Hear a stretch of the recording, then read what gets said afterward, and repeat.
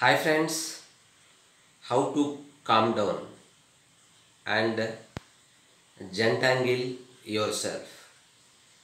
Calm down అంటే మనసుని స్థిమితపరచుకోవడం ఎలాగా.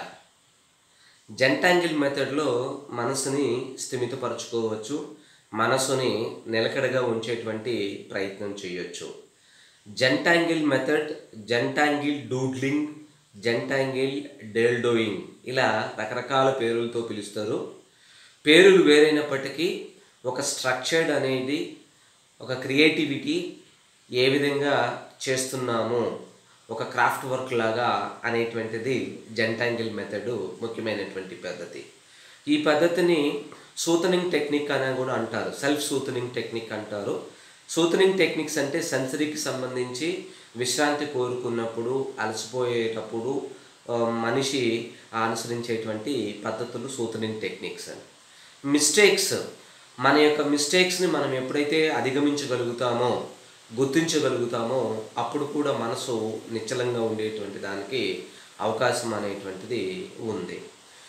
మరొక సందర్భంలో మనం ఇట్ రీఇన్ఫోర్సెస్ యువర్ సెల్ఫ్ అంటే పునర్బలనంగా పని చేస్తూ ఉంటుంది. అంటే ఎయిమ్లెస్ అనేటువంటిది, అంటే ఒక గోల్ అనేటువంటిది, లక్ష్యం అనేటువంటిది లేనటువంటి వాళ్ళకి ఈ జెంటాంగిల్ మెథడ్ అనేది వాళ్ళు ఏ విధంగా ఒక నిర్మాణం చేసుకోవచ్చు, ఆ క్రియేటివిటీని అనుసరించి దాని ద్వారా కూడా మనసుని నిశ్చలంగా, నిలకడగా, స్థిమితంగా ఉండేటట్టు ప్రయత్నం చేయొచ్చు అనేటువంటిది కూడా అని చెప్పి.